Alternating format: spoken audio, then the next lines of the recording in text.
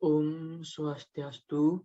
Di sini saya akan menjelaskan bukti pemotong pajak penghasilan pasal 21 bagi pegawai tetap atau penerima pensiun atau tunjangan hari tua atau jaminan hari tua berkala yang disebut sebagai formulir 1721 A1. Baik, saya langsung saja pada pengisian formulirnya. Baik, yang pertama saya lakukan di situs ini adalah dari nomor urut ini saya gunakan sebagai data validation berguna untuk mencari NPWP identitas penerima penghasilan dipotong. Jadi ketika kita mencari yang nomor urut pertama, otomatis akan terganti nomor NPWP dan nama NPWP dan alamat dan sebagainya. Jadi yang kemudian di sini terlihat ada nomor 11 yang di sini bulan 12 tahun 2021 dan di sini merupakan nomor urut dari NPWP itu sendiri. Dan di sini masa perolehan penghasilan itu dari bulan 1 hingga bulan 12. Jadi yang pertama di sini ada NPWP pemotong. Di sini menggunakan rumus left rincian gaji A3 dan mengambil 12 digit pertama dari kiri. Jadi di sini bisa kita lihat 1, 2, 3, 4, 5, 6, 7, 8, 9, 10, 11, 12. Jadi di sini kita mengambil sebelah kiri dengan 12 digit pertama. Dan kemudian di sini ada menggunakan rumus MIT. Masih di kolom yang sama. Dengan memulai dari angka ke-14 dan mengambil 3 digit di tengah-tengah. Lihat di sini berarti 3 digit itu adalah 903. Dan yang terakhir itu ada rumus right dengan kolom yang sama dengan mengambil 3 digit yang sebelah kanan. Di sini ada nama pemotong yaitu PT Topan. Dan kemudian lanjut ke identitas penerima penghasilan yang dipotong. Di sini kita menggunakan rumus left sebelah kiri dan lookup. Di sini menggunakan BF11 yaitu nomor urut yang ini dan mengambil dari rincian gaji A7 sampai A19 pada kolom keempat dan digit ke-12 dan 12 digit dari sebelah kiri. Pada kolom keempat kita bisa lihat 1, 2, 3, 4. Jadi di sini kita apakah NPWP dari masing-masing nama NPWP tersebut. Jadi kita ambil dari sebelah kiri yaitu 12 digit dari sebelah kiri. Dan kemudian di sini menggunakan rumus MIT, lookup dengan kolom yang sama dari kolom keempat dan mengambil dari digit ke-14 dan yang diambil adalah jumlah 3 digit di tengah-tengah. Dan di sini juga menggunakan rumus right, lookup dengan kolom yang sama. Di sini adalah rincian gaji A719 kolom keempat dan mengambil 3 digit dari sebelah kanan. Selanjutnya di sini untuk NIK atau nomor paspor itu menggunakan rumus lookup BF11 dari nomor urut diambil dari rincian gaji A7 sampai A19 pada kolom kelima false. Bisa lihat 1, 2, 3, 4, 5. Di sini kita bisa lihat ada kolom NIK atau NIK. Kita ambil dari sini sesuai dengan nama-nama NPWP. Kemudian selanjutnya di sini ada identitas nama dengan menggunakan rumus lookup BF11 diambil dari rincian gaji A7 sampai A19 pada nomor kolom 6 false. Di sini kita lihat 1, 2, 3, 4, 5, 6. Di sini kita bisa lihat ada nama-namanya. Kita ambil dari sini. Kemudian ada alamat, itu menggunakan rumus lookup juga BF11 diambil dari rincian gaji A7 sampai A19 kolom ke-8 files. 1, 2, 3, 4, 5, 6, 7, 8. Bisa dilihat sini ada alamatnya.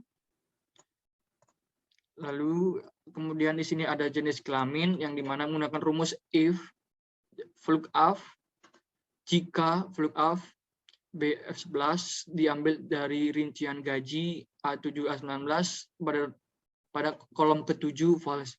Jadi jika itu laki-laki maka diberi tanda X, jika tidak maka dikosongkan. Di sini sama rumus if lookup BF11 diambil dari rincian gaji A7 sampai A19 kolom ke-7 false. Jadi jika itu perempuan maka akan diberikan tanda silang, jika tidak dikosongkan. Bisa kita ambil contoh. Pada urut kedua itu merupakan perempuan dan yang pertama itu laki-laki. Kemudian lanjut ke status jumlah tanggungan. Di sini kita menggunakan rumus if left lookup B11 diambil dari rincian gaji A7 sampai 19 pada kolom 10 1 sama dengan K. Lalu right lookup BF11 diambil dari rincian gaji A7 19 kolom 10 pada 130 maka dikosongkan. Pada kolom ke-10 kita bisa lihat 1, 2, 3, 4, 5, 6, 7, 8, 9, 10. Di sini ada status dari Erika hingga TK. Nah, makanya jadi otomatis jika 1 maka dia K-nya 0, 4 itu K-nya 1. Jadi untuk TK-nya juga sama. Dan kemudian selanjutnya ada nama jabatan, itu menggunakan rumus lookup diambil dari BF11 dari rincian gaji A7 sampai A19 pada kolom 9. 1, 2, 3, 4, 5, 6, 7, 8, 9. Jadi di sini kita bisa lihat ada posisi dari masing-masing PWP. Kemudian selanjutnya kita masuk ke rincian penghasilan dan perhitungan pasal 21. Sini kita tetapkan X pada kode objek pajak itu 01 dan penghasilan bruto. Di sini pertama ada gaji pensiun, itu menggunakan rumus lookup BF11 itu nomor urut dan diambil dari PPh 21 A13 sampai W25 pada kolom ke-5. Jadi kita lihat ini ada nomor 1, 2, 3, 4, 5. Jadi kita bisa ambil dari sini dan kita masukkan ke ini gaji pensiun T.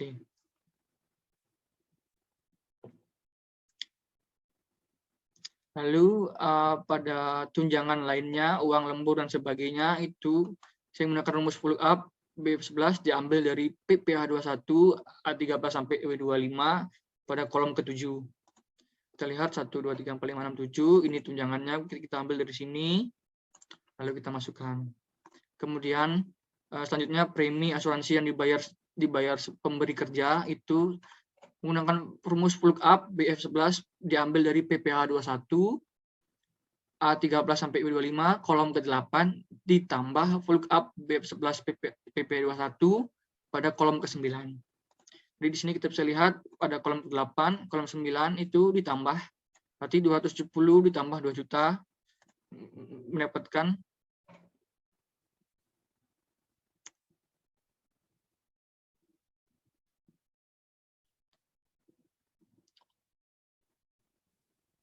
selanjutnya. Di sini ada jumlah penghasilan bruto yang dimana atas penjumlahan dari nomor 1 hingga nomor 7.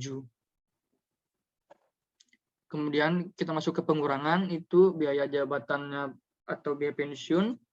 Itu saya menggunakan rumus lookup BF11 diambil dari PPh 21 pada kolom ke-12.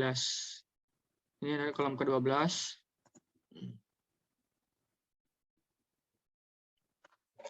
Itu 500.000. Kemudian jumlah pengurangan ini merupakan poin 9 dan 10 itu ditambah, jadi hasil 500.000. Dan kita lanjutkan ke perhitungan PPh pasal 21, yaitu di mana jumlah penghasilan neto itu pada poin ke-8 dikurangi dengan poin ke-11, mendapatkan hasil 11.804.060. Kemudian selanjutnya ada jumlah penghasilan neto untuk perhitungan PPh pasal 21 setahun disetahunkan, yaitu saya menggunakan rumus VLOOKUP BF11 diambil dari PPh 21 A13 sampai 25 pada kolom ke-17. Kita lihat ke-17-nya, ini 17 kita ambil dari sini. Kemudian penghasilan tidak kena pajak PTKP-nya itu saya menggunakan rumus VLOOKUP juga BF11 diambil dari PPh 21 pada kolom ke-18. Sini adalah kolom 18, saya ambil dari sini. Ya. Kemudian pada penghasilan kena pajak setahun atau disetahunkan itu menggunakan rumus pengurangan dari poin ke-14 dan poin ke-15. Jadi mendapatkan hasil 69 juta. Dan selanjutnya ada PPh pasal 21 atas penghasilan kena pajak setahun atau setahunkan, yaitu VLOOKUP BF11 diambil dari PPh 21 pada kolom ke-21.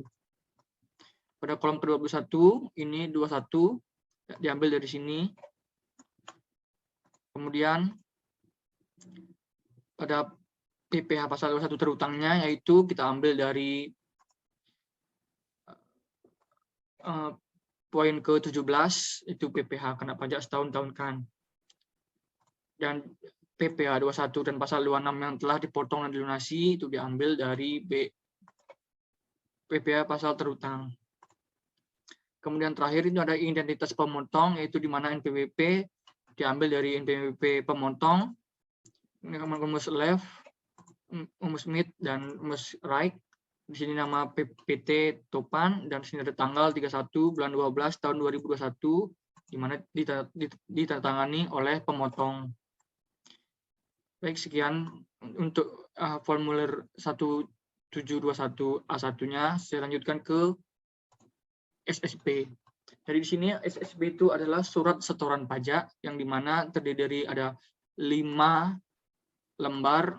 Jadi yang pertama itu ada untuk arsip wajib pajak, kedua KPPN untuk dilaporkan oleh wajib pajak ke KPP, untuk bank persepsi atau kantor pos dan giro, dan untuk arsip wajib pungut atau pihak lain. Karena semua merupakan format yang sama, maka saya akan menjelaskan salah satunya. Di sini pertama saya siapkan nomor urutnya untuk memudahkan mencari NPWP. Contoh ini ada urut 1, urut 2, kita otomatis terisi, 3, 4, dan seterusnya. Di sini saya ambil contoh yang terakhir, itu ada sini NPWP, kita menggunakan rumus left, VLOOKUP A17 rincian gaji pada kolom ke-4. Lalu di sini ada mid, VLOOKUP A17 rincian gaji diambil dari rincian gaji pada kolom ke-4, dan seterusnya. Dan di sini menggunakan rumus right, VLOOKUP pada kolom ke-4 juga. Selanjutnya ada nama WP menggunakan rumus VLOOKUP, dan A17 ini merupakan nomor urutnya. Jadi diambil dari rincian gaji A7 sampai AC19 pada kolom ke-6. 1, 2, 3, 4, 5, 6, nama-namanya ada di sini. Kemudian alamatnya menggunakan rumus VLOOKUP A17 diambil dari rincian gaji A7 sampai A19 pada kolom ke-8. Ke-8, 1, 2, 3, 4, 5, 6, 7, 8, ada alamatnya. Kemudian selanjutnya ini ada NOP, yang dimana diisi sesuai dengan nomor objek pajak dari NPWP masing-masing. Dan sini juga dimasukkan alamat dari objek pajak yang bersangkutan. Lalu di sini ada kode akun pajak kita masukkan dan masukkan kode jenis setoran. Lalu di sini ada uraian pembayaran yaitu PPh 21 masa Desember tahun pajak tahun 2021. Kemudian di sini ada masa pajak yang dimana kita memberikan tanda silang pada kolom bulan sesuai dengan pembayaran untuk masa yang berkenan. Jadi sini karena pembayaran bulan Desember, jadi kita silangkan bulan Desember. Dan tahun pajaknya itu tahun terutangnya pajak yaitu tahun 2021. Di sini ada nomor ketetapannya, itu diisi sesuai dengan nomor ketetapan, itu STP, SKPKB, SKPKBT. Lalu ada jumlah pembayaran, di sini menggunakan rumus VLOOKUP A17 diambil dari PPh 21, A13 sampai E25 diambil dari kolom ke-23. Kita ambil dari kolom PPh 21, kolom ke-23 ini saya ambil dari sini. Oke. Lalu ada terbilang, itu untuk terbilang teksnya itu mengenai rumus terbilang dan masukkan nominal SSP seperti itu. Lalu selanjutnya di sini ada wajib pajak atau penyetor yang dimana diisi oleh wajib pajak yang bersangkutan, yaitu di sini kita lihat ada atas nama Fajar. Karena sini otomatis, misalnya saya nomor 12, maka itu atas nama Fitri. Kemudian ada 10, ada atas nama Rahayu. Kemudian diisi pada alamatnya Karangasem bertanggal 23 Desember tahun 2021. Kemudian di sini diterima oleh kantor penerima pembayaran. Jadi diisi tanggal penerima oleh pegawai yang bersangkutan, lalu mengisi nama jelasnya dan cap dan tanda tangan dari pegawai atau kantor penerima pembayaran. Dan sekian, terima kasih telah membayar pajak untuk pembangunan bangsa. Baik, sekian yang dapat saya sampaikan untuk pengisian PPh 21 dan surat setoran pajak. Dan mohon maaf jika ada salah kata untuk pengisian formulir PPh 21, 1721 A1 dan surat setoran pajak. Sekian yang dapat saya sampaikan. Saya tutup dengan Paramasanti. Om Santi Santi Santi Om.